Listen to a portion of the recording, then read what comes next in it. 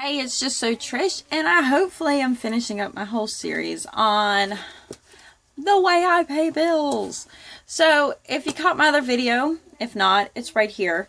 But I talked about how I use this to help me stay organized doing my bills as part of my Financial Peace University plan. Thank you, Dave Ramsey. Some days, other days, But I actually created a all-in-one kind of bank registry to help deal with all my bank accounts that we use, that we find that we need to use.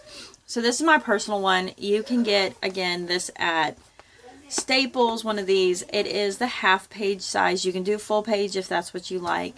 You can easily make these forms in Excel. You can do them as rough or whatever suits you. You can do just plain out yellow paper. So I just want to talk about the key things I do to make things easier to stay on the Financial Peace University. So it's always good to have envelopes here, because sometimes you'll have things you need to keep track of that they don't necessarily need to be somewhere else. It's always good to have a master plan. So this is one of those like paper pads from Dollar Tree that really fits nice in here, and I just kind of have a to-do idea of what I want, what I need to do. So one of them is I really need to insert the baby step plan in here and create a form for my baby step plan so that I'm always being mindful of what we've got done and where we're going. I have a section for our allocated spending plan to make sure we're staying on it and keeping in mind of our budget. I have a hard time following through on these forms, so I'm trying to keep it as simple as possible, but you can see I just fold them in here and I do them on a full page. So I'm going to start in February. My big thing, making sure I stay timely, because that is one of my flaws, is being conscious of time and the date and how many days have passed. I actually go ahead and I write when things are due. And I don't really, this just keeps my eye off, and this is almost my checklist. I don't put my automatic payments in here, but I do put things that are coming up that I need to consciously be aware of to pay. So I can look at the month and be like, I got the month covered. It's the 11th, I got my month covered. And then I like to put a big check on days I actually paid bills. So when my husband's like, when's the last time you paid bills? I can be like, I don't know. I can open up and I can be like, oh, I paid bills on this day, I'm good. I told you in the other video, I really like this size notebook because it's not cumbersome, it's not heavy, and it doesn't feel like it's trying to overtake my life. For some reason, size is important to me. So having something small and useful. Now, I told you one of the things I like to do is I keep a register for every account. I made this on Excel or Word. You can do any of those. And just a basic table of what, the date, number, transaction, just like you'd have in a register. And I do it front and back. I've never needed the back, but just in case I have a weird month, I needed the back, I have it. And I print one out for every account I use. I highly suggest something equivalent to this. I mean, Dollar Tree has them all the time. This one came from Target, I believe. Thank you, Tiffany, because she sent these to me. And I love them because they're color-coded. They got different colors. I like to have flags of different designs because this is kind of, I haven't gone through and done it yet. But what I like to do every month, I make the time and I go in and I write one color is when we get paid. So I will write the date I should expect that and the amount it should be. The next I like to do is I get a different color. These are my automatic payments, and it's good to be mindful so I don't forget what's coming up and when it's coming out of the account. Usually they're an approximate date, but I just go ahead and I stick my tabs in there and I write the amount. So when I'm doing my bills or I'm paying my bills and I see that that's coming up before the next paycheck or that's coming out of the next, I go ahead and I count it in that it's there. Sometimes I do the first thing out of the month. I'm like, oh, I got, but it's whatever suits me, but I know when I need to take that into account, and I can deal with it when I deal with it. The other thing I like is then I keep another color, so I'll probably use purple. And that goes into, I have to pay my vehicle insurance. I pay it on a 6-month rotation. So I will write my vehicle and what vehicle it's for and the amount. And I'll stick it about a month before it's due into my planner. And I'll just stick it there on the register. I don't stick it, I'm not sticking it on the calendar. I'm sticking it out of the account it should come out of. And that helps me to be like, oh, this is next month coming up. I need to be on the lookout for that bill. And then I do that with my tags and registration, our life insurance. When those premiums are due, I stick them in. And it has helped create a sense of freedom, because there was a time that we wanted to gift somebody something, and I was able to look at the next 3 months and say, how much can I give without being a problem to the rest of what we have coming? And I can make that decision. And it did change our numbers quite a bit, and it was like, okay, we have the ability to make it through this. So it works out good in that way. I don't do a lot of color coding, just in my checkoffs.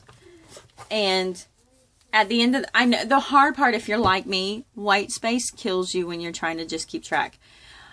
Because I would like to be like, okay, here's February. Okay, big line, here's March, and go on. I don't. I just leave it. If I have big white space there, I just leave it.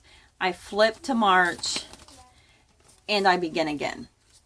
And I always put my balance at the top. I could really remake my forms to say balance, but I'm kind of lazy. And that's the big part too, is once you create them and you find what works, PDF save that file. So then you just have to print them out and you don't have to worry about any line adjustments or anything. It becomes a great little thing to do. I am working on my debt snowball. I keep it in the back. Let me see if I can share a bit with you. So it's not the way he said to set it up, but it is something equivalent that I can be mindful of. So I just stick our debts here and then I write them here. It is just an old register, and I was trying to track my health and medical. I'm still figuring that out. I do need to go back to having a full envelope system because we have had some issues. Things I would not keep in your bill pay folder. Some of these might be common sense, but what I would not put in here. Do not put your bank accounts, your bank account number, and your password. Do not put that in here, please. Please, please, please. Because if you ever ended up in a situation of just dishonest people that were supposedly friends in your home or family, or somebody broke in your home and flipped open and seen this is pretty much the account of all your finances, you're going to be in deep trouble. I mean, seriously, you're going to be in deep trouble. So I like to just only keep my accounts of my registry and not my bank account numbers or my passwords. Don't put them in here. That's just a friendly reminder. One of the ways I do handle paying bills, because we deal with clutter and we have issues, is I just have one of these. I mean, it's nothing big. And it allows me, I gotta, sorry, on the fly here. It allows me to, my bills to pay, my cash receipts. And then I have a folder back here. It gets messy, it gets shoved here, but this is where the mail goes, and it's understood. So these are bills to pay or to deal with. What I keep here is each month. This is my January 2016 one. I have written it at the top. See? Reusing folders. And I put everything that I have paid. I've paid for, all of my bank statements, all of my bills I paid. I organize it by the month. I've tried to organize it by this is this, you know, all these different avenues of what we're dealing with. And I found it to be very difficult to keep up with. The nice part is I just put a new folder in. I fill it for the month. When it's a new month, I pull it out. I stick it in a filing cabinet and I'm done. And I am able to go back and find things in what month that things were done in. Because all I have to do is look at this. And I can go and flip through a couple pages and be like, oh, that's in that month. We're good.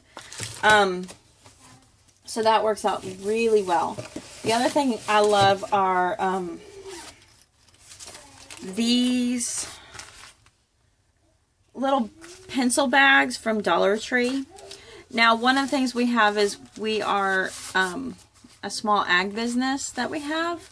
So I have to keep receipts. And I actually use this for my ag business receipts so that I can keep track of that. One of the things that fits in here really nice is like my strange expenses like homeschooling and things that I want to keep separate for personal interest sakes. I would use one of these. I don't have that for my ag stuff because I don't have that much. And to keep, I actually end up keeping my ag receipts here until I file them. So that's kind of a nuts and bolts, the easiest and the most simplified way I could do things, because I really had the struggle on how to keep track and how to handle my stuff in the most organized way. So I hope this helps. Peace out.